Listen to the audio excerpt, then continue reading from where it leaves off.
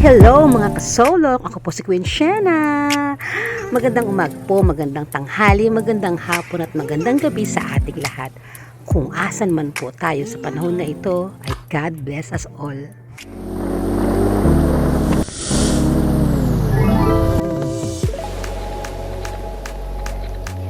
At ngayon mga kasolong, tayo po ay maggupit ng lumang short ng aking asawa para po pandagdag po o pandugtong sa kanyang bewang sa pantalon ng aking tatahi. Para naman po madagdagan ng kahit konti man lang naluwag ang kanyang bewang sa pantalon ng aking tatahi.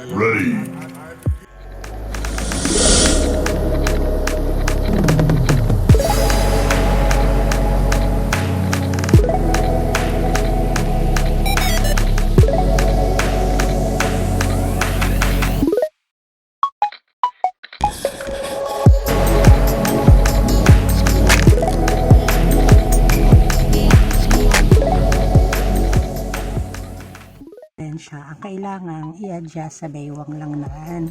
Ito lang po ang tatahiin ko. Okay po. So kukuha po tayo ng iba pang tela na stretchable din at hindi po ang idudugtong ko dito. Ayan.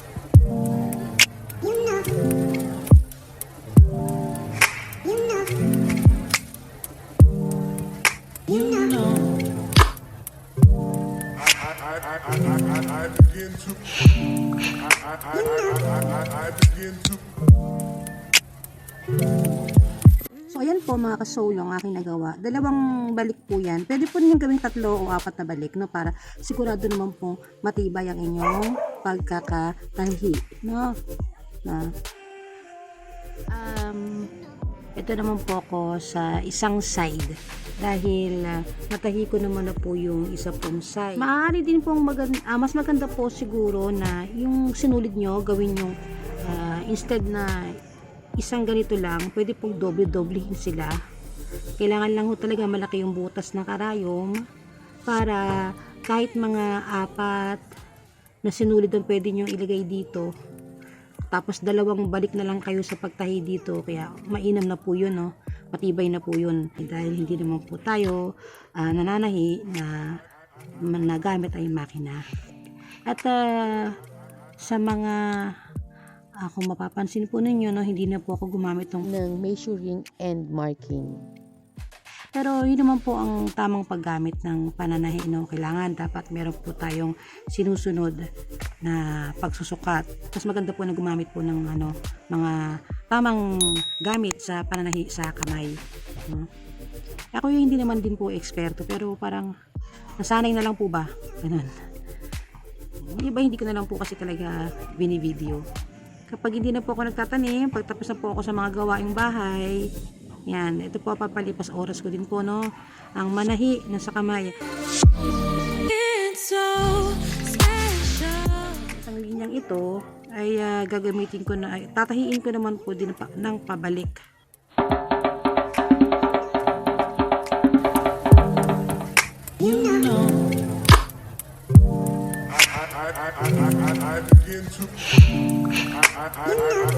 I begin to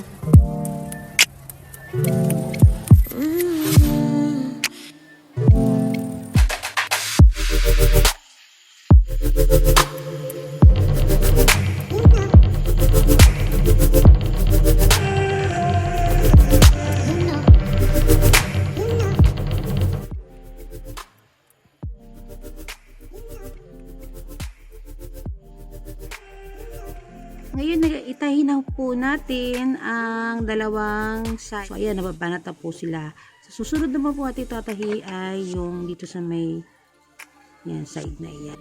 Ganito po ako magtali ng karayom.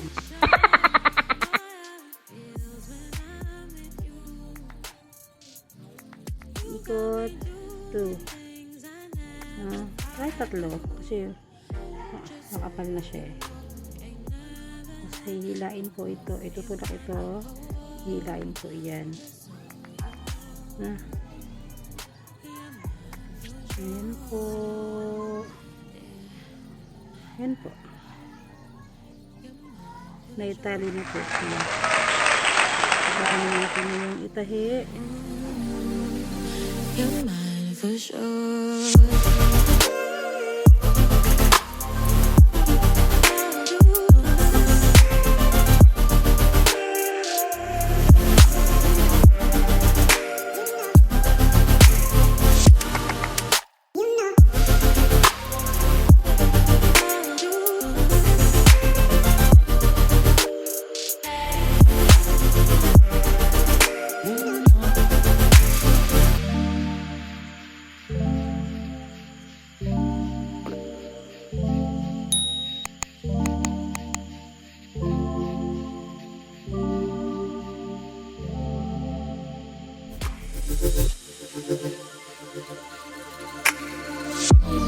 It's so special.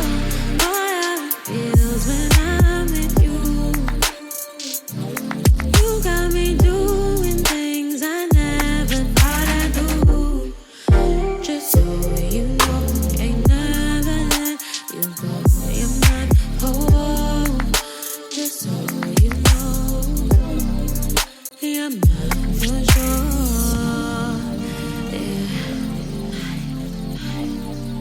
You're mine for sure.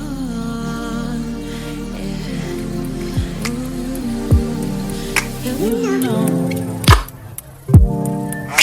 begin to Ayan, nailak na po natin, no? So, kukuha po ako ng sinulid para po pag doble-doblehin ko po sila. Mga 3 sinulid po yan na magkakasama para ho maging makapal ang ating sinulid sa pananahi. Kailangan po na malaki po ang butas ng karayom dahil pag ipinasok po natin yung 3 patong ng mga sinulid ay magkakasya po sila sa butas ng karayom. So naipasok ko na po yan, sinulid sa butas ng karayom sa pagbubuhuli na po natin. No? Ang ginawa ko po yung dulo ng sinulid at pinaikot-ikot ko po sa karayom. It's so special. Boy, how it feels when I'm with you. You got me doing things I never thought I'd do. Just so you know, ain't never let you go. You're mine, oh. Just so you know, you're mine for sure.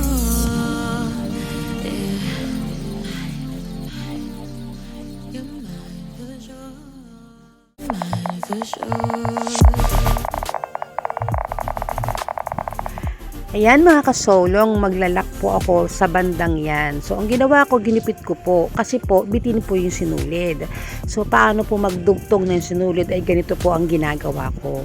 Una, ay naglalagay po ako ng bagong sinulid sa karayom. Ano?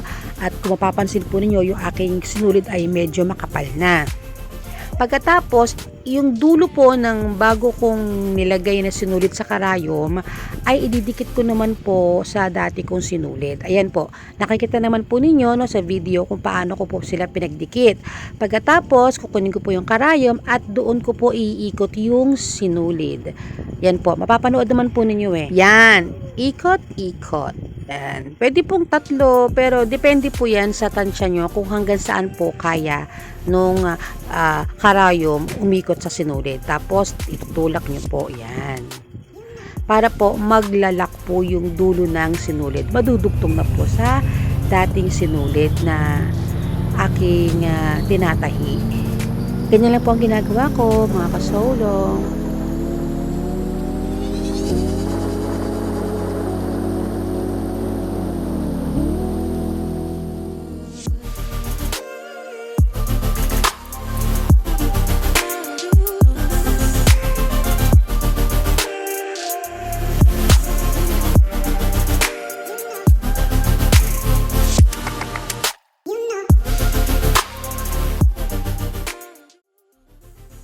stretchable po na telang andirito. Para medyo mabanat naman din po ng konti ito kasabay po nitong ginawa ko na garter. Pag nagamit ni Mister yung stretch na ganyan, ay may stretch ng konti po yung bandang side na ito. Ganun po.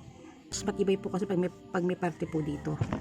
No? Ganito lang pong klase yung pagka-stretch ang kailangan. So, ayan po, nakatapos na po tayo sa bandang bewang niya. Dito naman po tayo sa balakang. So, makikita po ninyo ang aking pagtahi na backstitch. Ganyan po ang aking pagtahi. Pero, pag po running stitch po, tapos single lang po yung ginamit yung sinulid, mga 3 o 4 na balik po kayo. Kasi pantalon po yung tinatahi natin.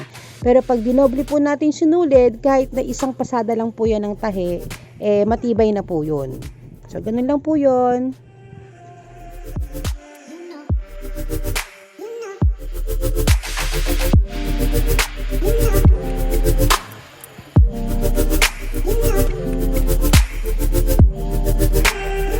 Kung mapapansin po ninyo, hindi ko po sinagad yung paggupit ng sinulid kasi po dudugtungan ko pa po yan. Bala ko pa rin po kasing balikan ng tahi. It's so special. All I feels when I'm with you. You got me doing things I never thought I'd do. Just so you know, ain't never let you go. You're mine, oh. Just so you know, you're mine for sure. So, ayan naman po sa parting yan, kung inyong mapapansin na ang sinulid ay maikli na lang, no? So, bitin na siya. So, ang gagawin natin dyan po natin gagawin yung paano magdugtong ng sinulid sa ganyang senaryo. Para hindi po mabibitin, para at least tuloy-tuloy po ang pananahi.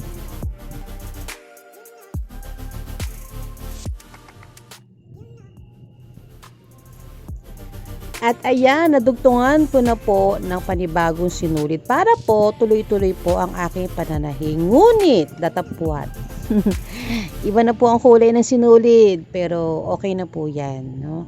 Natatakpan naman po yan ng damit. No? Pasensya na po, no? Wala po sa ayos ang aking pananahi.